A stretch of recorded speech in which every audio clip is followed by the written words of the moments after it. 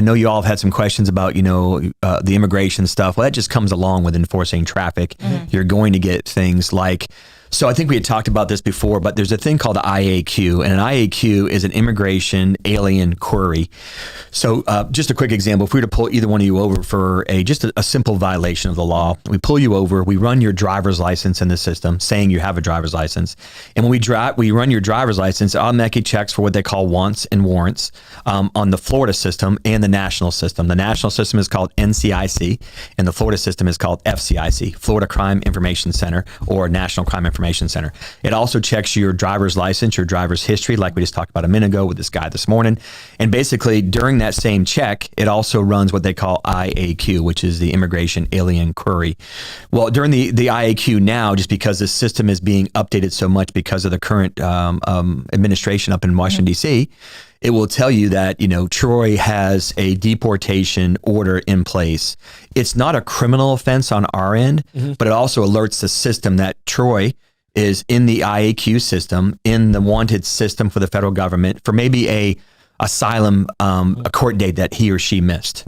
And we'll just stay on Troy for this. So it does say Troy missed an asylum court date where he's trying to stay in America. So he can legally stay in America, but he missed his asylum court date. Now he has an extradition to get out of America because he failed to come and prove why he or she wants to stay in America.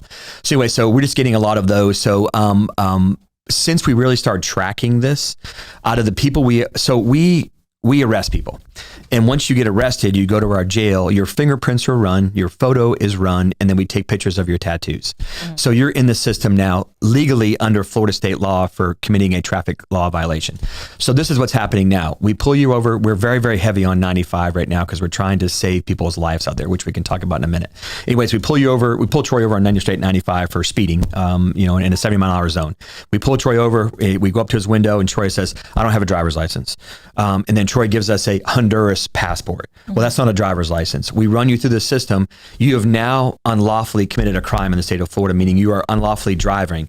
Well, if you are not in the system at all, you've got to go to our jail to get in the system. I'm not a fan of, we just cut you loose roadside with not having a valid driver's license.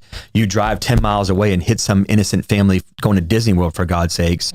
And who's held accountable and liable? It's you guys. Nobody. That's right. So you go to our county jail, you get a bond, but then you're run through the system again, just like I told you. And unfortunately, during that system, since January 23rd, we started tracking the IAQs, which you're run again in my jail. And then out of that, the federal system has 48 hours to come get you.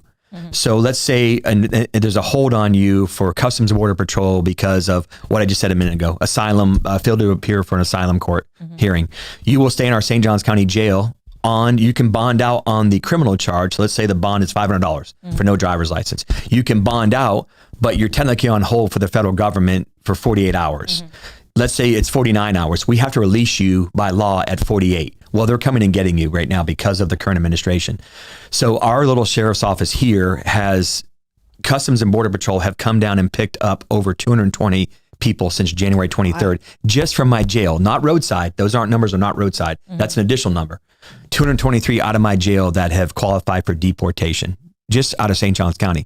So we per capita are leading the state of Florida because we're so aggressive with traffic enforcement, not immigration enforcement. I-95 is just where... Yes, sir. You're absolutely right. Majority of it's happening. Correct. So, because you run a jail. Yeah. All right. And there's a lot of buzz, about Alligator Alcatraz, Alligator Alcatraz, yes, sir. Whatever it's called. Yeah. Have you put your eyes on what that looks like, and what are some of your thoughts of that? I mean, it seems very cost effective to me. Yep.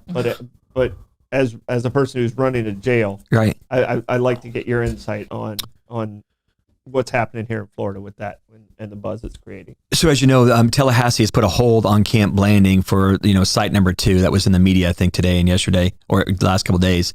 So that's probably a good thing with the governor and his staff saying, okay, hold on, let's actually see what goes on. See how it works out. I kind of like the concept, but I was like, there's always something that's missing, and you have experience. Right. So I was like, okay, when I get him in here, I'm going to ask him this question. What's out there that could...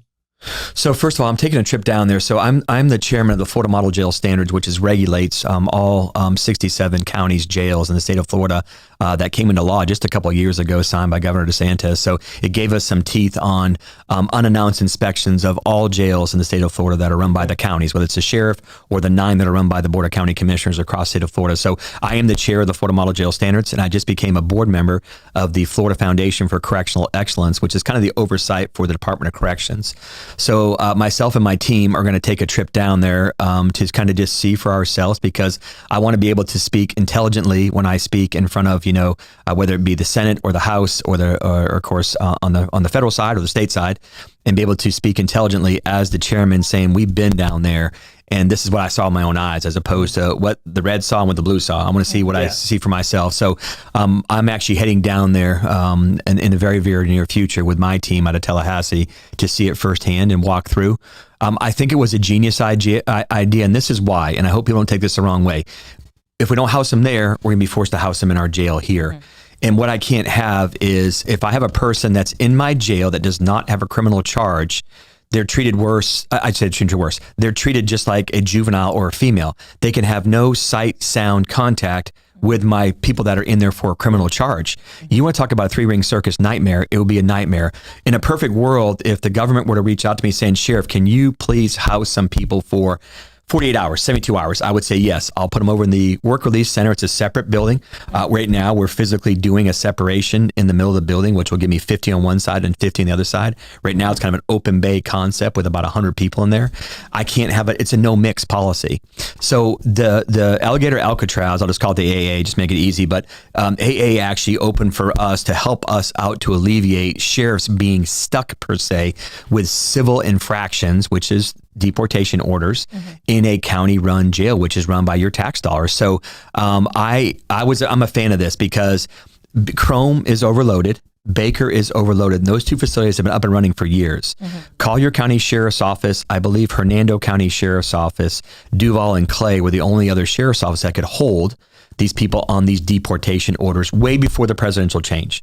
So we needed some assistance. If we're going to enforce this with you. It was already needed. Correct. Before it yes, sir. amped up. Yeah. If I'm not mistaken, too, there's only 2 federal judges in the state of Florida that do deportation only, pre-Trump. So this is pre-Trump. Well, nothing has really changed as far as except for the numbers, the demand on now. You got all these people in custody. Okay, now how are we going to get them in front of a federal judge and get there? Either they deport or they go back to where they came from, per se. So I support the concept. Okay, and the concept makes sense to me. I love being able to save taxpayers money, but I just didn't know. Good ideas aren't always good. Genius location for me. Yeah. They didn't, and I had to laugh, like, you're destroying the Everglades. The airfield has been there since the 80s, I believe, or something like that. It just hasn't been really used. But what better place to put it where it's not around any neighborhoods? I mean, the alligators and the snakes. I mean, I'm a hunter, I'm a fisher. My wife is Native American. I mean, I could walk the Everglades right now and you probably won't see anything. I mean, so to scare somebody that the alligator is going to eat them on the way out of there, I'm probably not going to see that, to be honest with you. But the fear in their head. Yeah, you're right. You and I grew up in Florida. In Arizona. You and I grew up in Florida. You're right. Yeah. The people that are visiting there didn't grow up in Florida. Yeah. I have a question about the process because, I have some acquaintances that are gone now, and they go to Houston or they go to Atlanta. Yep. Do we not have a place in Florida? I mean, sure. Is that what it is? Because everyone I've heard of, they either went to Houston or Atlanta. Yeah. That's left Florida. So some of that is correct and some of it's not. It's based on this, I'll call it severity, probably is the best word to use, based on their deportation orders and platform, basically, of what they're there for. So, us out of here, we've had shipments. So we have a processing station right in Jacksonville for Customs and Border Patrol. So Customs and Border Patrol today can go down to our deputy sheriff on a traffic stop, and you two are wanted for deportation, and pick the 2 of you up and take you away from us and go back to the processing station in Jacksonville. And most of them go to Baker County, or they'll get shipped to Chrome, which is in South Florida. Okay. So unfortunately, what's happening too is because of, let's just say, Texas or Atlanta has, maybe shipping is not the right word to use, but they're going to ship back to those countries earlier. They may go back to those those states because the shipping is quicker back to those. Let's say Venezuela is running out of Atlanta as opposed to Chrome. So they can go back to Atlanta, and the judges there are speeding the cases up because there's like 6 judges there as opposed to 2 down here. So again, it's just the process is being speeded up based on where they can be shipped and to. I'm talking from a very small group. I mean, Sure. there's 4 people that I know, and 2 went to Atlanta and 2 went to Houston. We got some getting shipped right out of here back to their country, not here in the state of Florida, are getting shipped back to their country. That was kind of my question. It seems like, why would they go north to go? It just depends on where they're heading to the ending goal, or where the cases are moving forward faster for that. I'll call it a charge, but for that civil deportation infraction.